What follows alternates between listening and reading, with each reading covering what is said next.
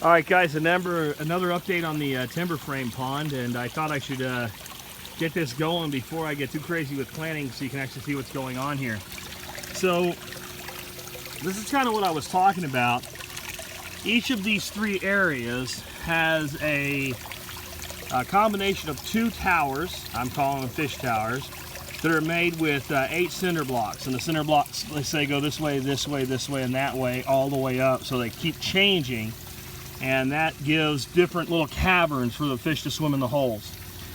And so you can kind of see, like right there, that top one, those fish have holes there. They can swim all the way through that tower. Again, it's 2 cinder blocks like side by side and then side by side like that, and they come up to the top.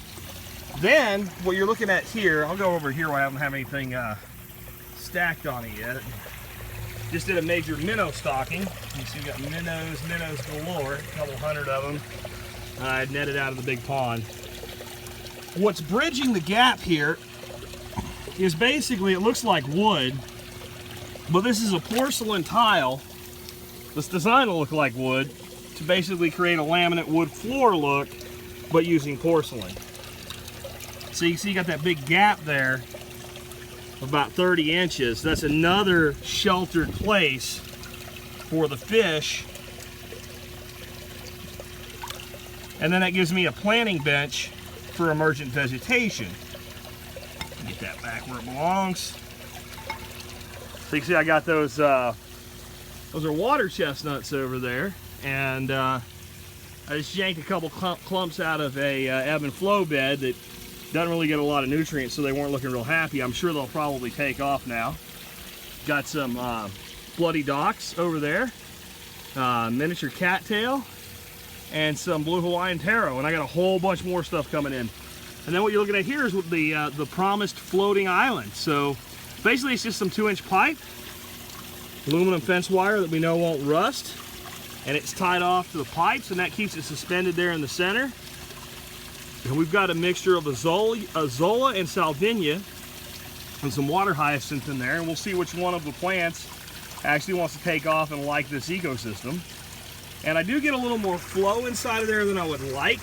You can see right there, we've got one of the systems dumping. When that one dumps and that one dumps, we get kind of a little bit of churning in there.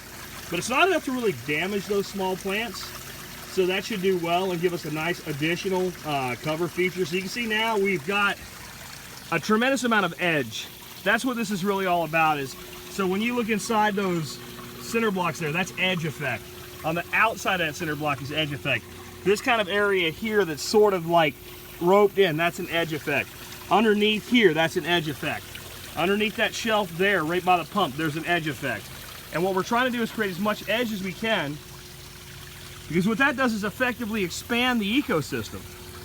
So more fish can live in the same amount of space without killing each other, basically, unless they want to eat each other for food. So we have less competition, because everybody has a little apartment, a little cave, a little space to themselves. And the big thing we've done, if you take a look at this, you see where the minnows are hanging out?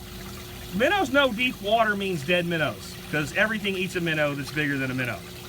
So where are the minnows hanging out? They're hanging out what we would call skinny water. And all of this, if you look at my hand here, we've created about 4 inches of depth. This is pretty skinny water. You're not going to have a lot of the bluegills or green sunfish or bullhead cats coming up into that skinny water. So another thing that I want to do, I'm going to get some really shallow cups, and I'm going to fill them with the expanded shale, and they'll be underwater, just sitting there like that to give them a little spawning environment.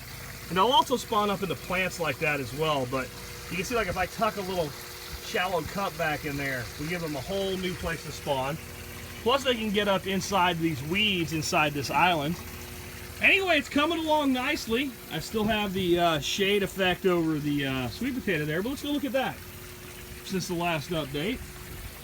As I said, what we're trying to do is get roots down from this piece of sweet potato vine slip, and you can see that anywhere there's a node, so a node is anywhere where the stalk and a leaf kind of intersect, so that's a node. You can see right there, we're starting to have some rooting action. Right there, we're starting to have some rooting action. So pretty soon, we'll be able to remove this cover. It won't look so janky anymore.